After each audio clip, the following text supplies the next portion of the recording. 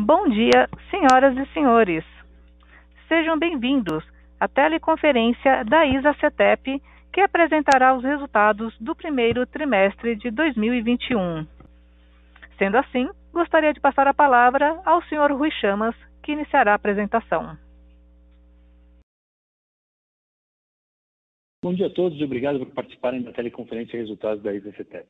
Eu sou Rui Chamas e apresentaremos hoje nossos resultados do primeiro trimestre de 2021, publicados na data de ontem. E faremos uma atualização dos principais assuntos da companhia. Por favor, convido vocês a avançarem para o slide número 3. O primeiro trimestre desse ano foi marcado pelo avanço na estratégia de crescimento sustentável da companhia, com a conclusão da aquisição da linha Piratininga-Bandeirantes Transmissora de Energia, conhecida como PBTE. Essa linha conecta duas subestações da ISA-CETEP, que entrou em operação em abril de 2020. A aquisição foi concluída por R$ 1,6 bilhão em equity value, com uma RAP adicional de 172 milhões no ciclo 2021. Com a consolidação do resultado a partir de março de 2021. Com isso, registramos um aumento no trimestre da receita líquida da companhia, atingindo 853 milhões, no EBITDA ajustado de 770 milhões e um lucro líquido de 308 milhões. A companhia prosseguiu com sua estratégia de crescimento por meio de investimento em reforços e melhorias, que visam garantir a qualidade de serviço no sistema de transição, totalizando um montante de 58 milhões nesse período, bem como os investimentos nos projetos Greenfield arrematados em leilões nos últimos anos, que somaram 232 milhões. Para a manutenção do crescimento sustentável, o esforço tem sido direcionado para alcançar de forma contínua eficiência com rentabilidade em todos os nossos projetos. A ISA-CETEP concluiu a energização de Aguapeí, um projeto que foi energizado em janeiro desse ano, com 6 meses de antecedência em relação ao prazo-anel e uma eficiência de CAPEX de 40%. Além disso, obteve a licença de instalação dos projetos Biguaçu, em Santa Catarina, e o projeto Três Lagoas, que conecta os estados de São Paulo e Mato Grosso do Sul. Nesse trimestre, a companhia também deliberou a distribuição de 531 milhões de reais em dividendos a serem pagos no mês de maio deste ano. No âmbito do ESG, destacamos a captação de 673 milhões em títulos verdes, a 10ª emissão de debêntures, cujos resultados serão utilizados para investimentos, principalmente dos projetos arrematados no leilão de dezembro de 2019. Por favor, passemos ao slide número 4. Nesse slide, destacamos um importante evento subsequente ao primeiro trimestre. No dia 22 de abril, por meio de uma resolução homologatória, a número 2.851, a ANEEL definiu o resultado do recurso administrativo interposto pela companhia, pela ISA-CETEP, reconhecendo o direito da transmissora à remuneração da parcela suspensa por liminar e definindo a forma de pagamento do componente financeiro a partir do ciclo 2021, conhecido como reperfilamento. No novo fluxo, foi estabelecida uma redução da curva de pagamento do componente financeiro no ciclo 21, 22, 22, 23. Nos ciclos subsequentes, o fluxo de pagamento previsto pela ANEEL retoma patamares similares aos aprovados na resolução homologatória 2714 de 2020, que já havíamos apresentado a vocês. A medida estabelecida nos moldes que comento não altera a estratégia de crescimento sustentável da companhia, não altera a austeridade que nós mantemos nos custos, na busca de maximização de geração de valor para os seus acionistas e stakeholders e preserva o valor econômico do negócio. Passando ao slide número 5, a companhia continua focada em promover o crescimento com geração de valor, reforçando o compromisso de criação de valor com projetos que contribuam para a expansão e segurança do sistema de transmissão e energia elétrica no Brasil. Nos projetos de reforço e melhoria, totalizamos, como falei inicialmente, 58 milhões no primeiro trimestre versus 7,1 milhões no primeiro trimestre do ano passado. O destaque no primeiro trimestre deste ano foi a realização do reforço da subestação Taubaté. Um importante projeto que proporcionará mais segurança e flexibilidade à rede elétrica que atende a região do Vale do Paraíba e do Litoral Norte Paulista.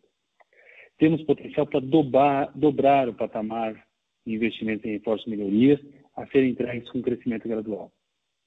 A companhia já possui hoje autorizações da ANEEL para mais de 1,4 bilhões de projetos a serem investidos, que serão executados aproximadamente nos próximos 3 anos. Para 2021, o investimento esperado através desta avenida de crescimento é de aproximadamente 300 milhões de reais. A projeção divulgada no Plano Decenal de Energia estima a necessidade de investimento de aproximadamente 60 bilhões em reforço e melhorias para todo o país até 2030. Imagina-se que uma boa parte desses investimentos possa ser realizada na malha paulista sob a responsabilidade da ISA-CETEP. Nos projetos Greenfield, investimos um total de 231 milhões no primeiro trimestre. A expectativa é de energizar de 4 a 5 projetos esse ano, sendo que o primeiro, já energizado, a Guapi, com investimento acima de 1 bilhão no total da rúbrica de projetos Greenfield desse ano. A projeção da PDE, assim como comentamos sobre reforço e melhoria, é de projetos Greenfield num valor total de 30 bilhões até 2030. E uma boa parte desses projetos poderão interessar a companhia e que participará em leilões na busca desse crescimento sustentável. Em junho desse ano, o primeiro leilão já prevê investimentos de 1,3 bilhões, com ofertas de 5 lotes em 6 estados, totalizando 515 km de linha e uma transformação de 3.000 MVA de capacidade. Passamos agora ao slide número 6, onde apresentarei o status dos projetos Greenfield sob responsabilidade da companhia. Nesse slide é possível verificar o status da obtenção da licença de instalação, avanço fundiário e execução do projeto e considera todas as atividades até a realização do empreendimento. A companhia cumpriu o cronograma e o orçamento previsto no primeiro trimestre, mantendo a mesma atuação de disciplina, mesmo com os reflexos e impactos da pandemia que se mostraram marginais. Anunciamos a conclusão da legislação de HPI, que eu já mencionei, em janeiro desse ano, e todos os projetos seguem dentro do seu cronograma. Passo agora a palavra a Alessandro para a explanação mais detalhada sobre os resultados financeiros que tivemos nesse primeiro trimestre. Alessandro, por favor. Obrigado, Rui. Bom dia a todos. Avançando para o slide 7, a variação do trimestre foi afetada positivamente pela aplicação da RPP e pela conclusão da aquisição de UBTE, conforme explorado pelo Rui no slide anterior. Com isso, a receita líquida atingiu 853 milhões e o EBITDA ajustado foi de 770 milhões, que também foi impactado pela despesa com entidades de previdência privada, devido ao registro de provisão relacionado ao passivo atuarial dos benefícios de suplementação de aposentadoria por conta do CPC 33.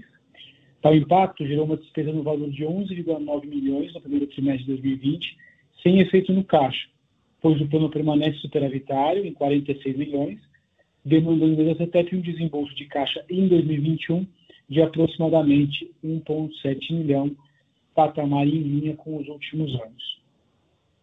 A disciplina financeira da companhia permite crescer com custos abaixo da inflação.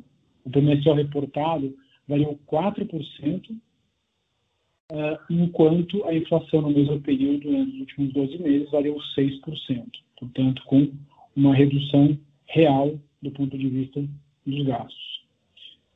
O lucro líquido em 2021, no primeiro trimestre, foi de 308 milhões, estável com relação ao reportado no primeiro trimestre de 2020. Bom, no slide 8, apresento os destaques do endividamento da CETEP, que possui solidez financeira e rating AAA em escala nacional pela Fitch. Foi realizada a captação no primeiro trimestre de 673 milhões em títulos verdes, através da 10ª emissão de debêntures, cujos recursos serão utilizados para a recomposição de caixa, referentes a investimentos realizados em ativos da companhia. Além disso, a dívida bruta totalizou 5,5 bilhões no fechamento de 2020, no primeiro trimestre de 2021, com caixa de 1,3 bilhão. O custo da dívida no encerramento de março foi de 8,8% ao ano, com prazo médio de 7,1 anos. Apesar do aumento da alavancagem para 1,5 EBITDA, dívida líquida EBITDA, continua abaixo dos covenants mais restritivos da companhia, que é de 3 vezes dívida líquida EBITDA. No slide 9, destacamos o compartilhamento do valor gerado com os acionistas. Conforme trazido pelo Rui no slide inicial, a ISA-CETEP aprovou a distribuição de 531 milhões com a liquidação em maio deste ano. A companhia avalia constantemente a sua estrutura de capital, capacidade de endividamento e oportunidades de crescimento para destinar os recursos do exercício, buscando sempre maximizar a geração desse valor. Dessa forma, não compartilhamos o cronograma de pagamento de proventos, mas nos comprometemos com a prática de payout. Retorno agora a palavra ao Rui para suas considerações finais. Obrigado, Alessandro.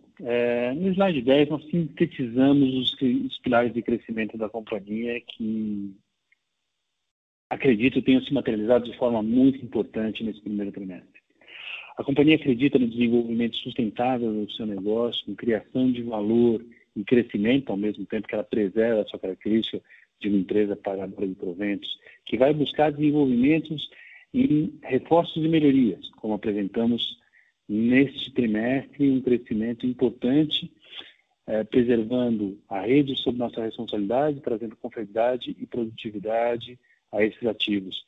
Crescimentos em projetos Greenfield, com um avanço importante que apresentamos no nosso portfólio e a entrega de um dos projetos de API, com antecipação e redução de custo em relação ao que era esperado. Projetos de M&A, que trazem um crescimento adicional sinérgico, como o fechamento da aquisição da linha Piratininga-Bandeirantes, que se materializa agora em março, com um crescimento importante nas receitas futuras da companhia, além de novas oportunidades de negócio que nós seguiremos buscando, tudo isso numa base de respeito absoluto às questões ambientais, sociais, uma forte governança corporativa e um negócio, que é o negócio de transição de energia, que está absolutamente envolvido na grande revolução que é a transição energética, que vai permitir com que o Brasil avance numa agenda de descarbonização e eletrificação da sua fonte de crescimento energético. Muito obrigado a todos, agradeço o interesse pela companhia, finalizo a apresentação e retorno a palavra à operadora para que possa ser conduzida a sessão de perguntas e respostas. Muito obrigado. Senhoras e senhores, iniciaremos agora a sessão de perguntas e respostas. Para fazer uma pergunta, por favor, digite *1. Para retirar a sua pergunta da lista, digite *2. Temos uma pergunta de André Sampaio, do Santander. Bom dia, pessoal. Eu, na verdade, queria fazer uma pergunta em relação à parte contábil da RBSE e como isso poderia impactar os dividendos, né? Eu recebi várias perguntas aqui de clientes depois do reperfilamento. Então, assim, a minha dúvida, ela é, primeiro, como que isso impacta o IFRS? Então, se a gente deveria ter no curto prazo, por exemplo, no segundo trimestre, alguma mudança de cálculo financeiro da RBSE, no caso do IFRS, e olhando para o regulatório, se isso também poderia impactar o regulatório. E um segundo ponto aqui no regulatório, como que vocês pretendem fazer o book agora com a receita menor? A ideia é seguir na mesma dinâmica de como foi feito nos últimos trimestres? André, bom dia, obrigado pela pergunta, Alessandro. Bom, então, do ponto de vista contábil, né, então a gente tem dois efeitos diferentes do reperfilamento da RBSE. Como você mencionou, né, no efeito, se a gente olhar o resultado do ponto de vista do ponto de vista do FRS, como o IFRS ele traz ao presente os fluxos futuros, a gente tende a ter um efeito positivo a ser contabilizado assim que isso de fato for promulgado aí no nosso reajuste tarifário, potencialmente aí no segundo tri. É um efeito positivo regulatório porque ele leva em consideração o fluxo todo.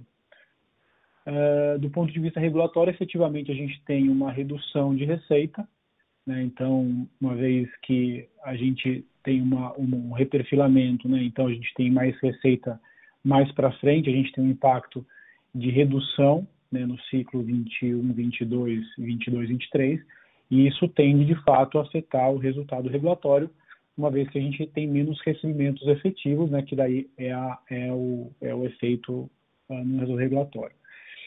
Do ponto de vista de proventos, né, então, no fim das contas, dos dividendos, a companhia segue na dinâmica né, de adotar a prática de pagamento de 75% do resultado regulatório. Então, se o resultado regulatório é menor, eventualmente o volume de proventos tende a seguir.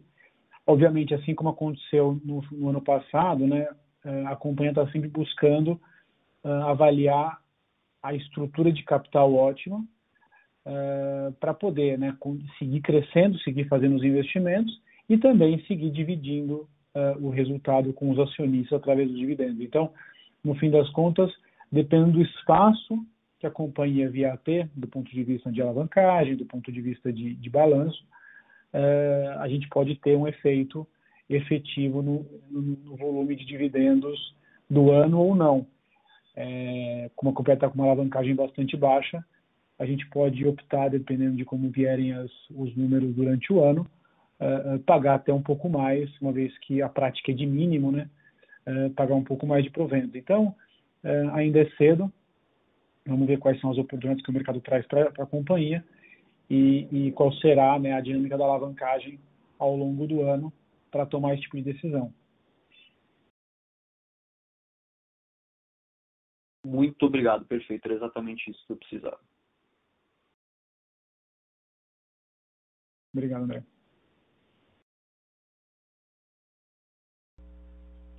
Senhoras e senhores, lembrando que para fazer perguntas, basta digitar *1. A próxima pergunta da webcast é de Cida Guilherme.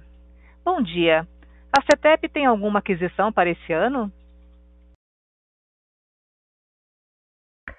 Bom, aqui é a Silvia Wada. Obrigada pela pergunta, Cida.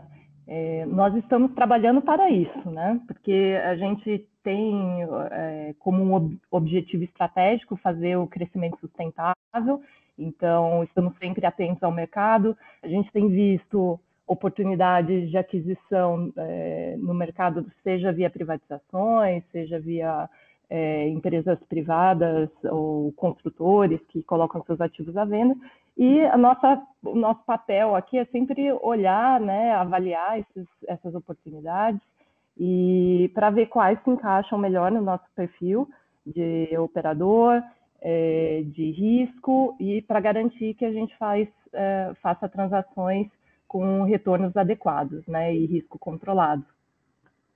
Então, a gente não comenta oportunidades específicas, eu não posso te dizer que a gente tenha nada garantido hoje, mas é uma ambição da empresa e nós continuamos trabalhando para identificar essas oportunidades que podem resultar em negócios de aquisição.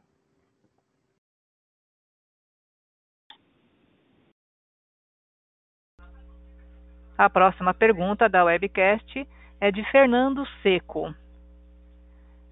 Como o perfilamento da RBSE afeta a distribuição de proventos no período de 2021 a 2023? Bom, acho que essa daí é um pouco na linha do que eu respondi para o André. Vai depender muito da dinâmica da alavancagem da companhia ao longo do ano e também das oportunidades de crescimento que a companhia vier a encontrar. A gente tem a prática de distribuição de no mínimo 75% do resultado regulatório, então essa prática seria afetada, né, afetaria o pagamento em si, mas depende da dinâmica de alavancagem dos novos projetos, isso pode ser compensado por uma distribuição maior do que 75%. Então depende muito da alavancagem e das condições né, de crescimento que a companhia vier até ao longo do ano. A próxima pergunta é de Rodrigo Munhoz.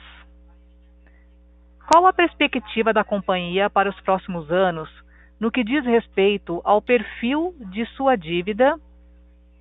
Veremos um indicador mais próximo de 3 vezes? Repetindo, qual a perspectiva da companhia para os próximos anos no que diz respeito ao perfil da sua dívida, dívida líquida EBITDA? O perfil da dívida, né, imaginando que a companhia tenha um prazo de pagamento hoje médio de 7 anos, com certeza a companhia tem condição de ter uma alavancagem saudável maior do que a atual. Obviamente, a dinâmica da alavancagem depende muito das condições de captação e dos respectivos custos, né? Então, a gente busca a otimização da estrutura de capital, sabendo que para mercados de energia elétrica que têm dívidas de longo prazo, uma dívida saudável seja de 3 vezes EBITDA, que inclusive são as dos nossos covenants, né? Dos nossos covenants mais restritivos. Então, depende das oportunidades que o mercado trouxer, a gente sabe que tem condição de se alavancar de forma saudável para poder seguir com a estratégia de crescimento e distribuição de dividendos.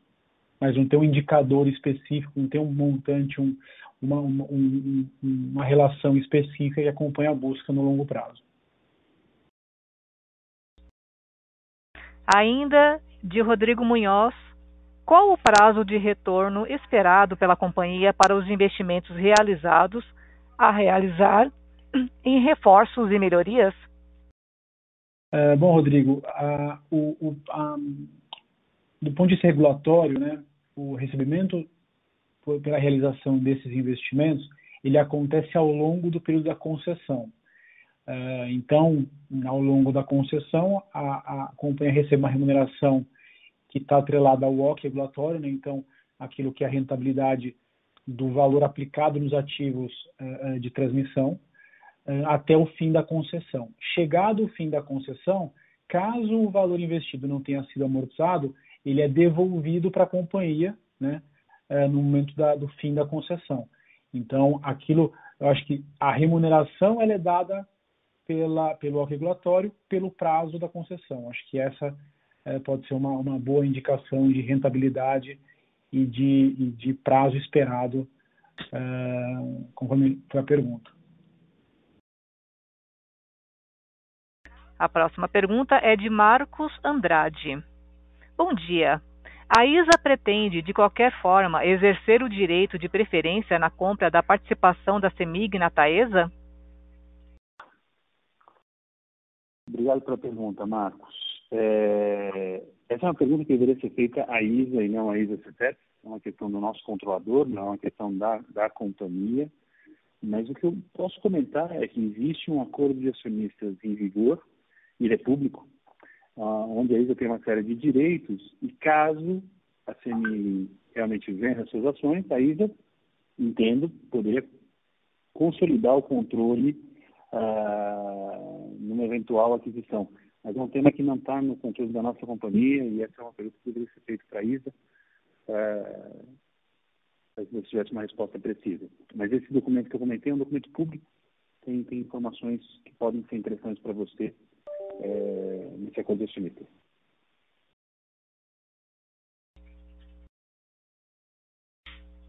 A próxima pergunta é de Murilo Galeotti, Empresa Brasil. Qual a influência que a eventual subida nos juros pode ter nos planos de investimentos da empresa? Bom, a subida nos juros ela tende a aumentar o custo do capital, né, de terceiros, e isso faz com que, em geral, a gente tenha uma necessidade de maior rentabilidade do projeto para pagar esse tipo de custo. Então, a tendência geral, né, no caso de aumento de custos, quer seja de capital próprio, quer seja de terceiros, é refletir normalmente um deságio menor no contexto dos novos projetos de leilão, por exemplo. Então, esses é um potencial impacto que pode acontecer, mas a tendência é que isso ocorra só se os juros de longo prazo forem afetados. Uma dinâmica que pega simplesmente um aumento dos juros de curto prazo tende a não ser suficiente para gerar esse tipo de situação.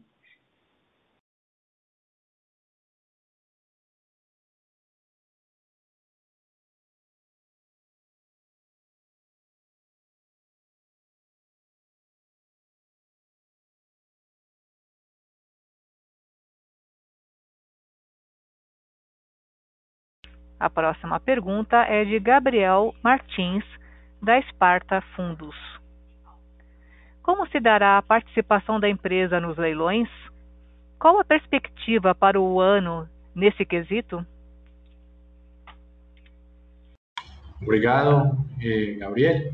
Sou Dairon Urrego. Gabriel, sí, efectivamente nós estamos trabalhando de forma prévia na estruturação de alguns dos lotes, aqueles que podem ter melhor sinergia com nossos ativos.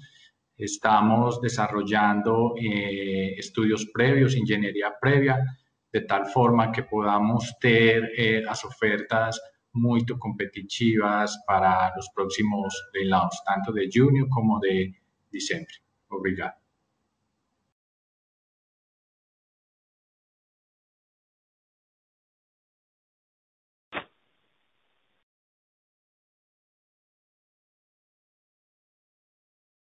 Senhoras e senhores, lembrando que para fazer perguntas basta digitar *1.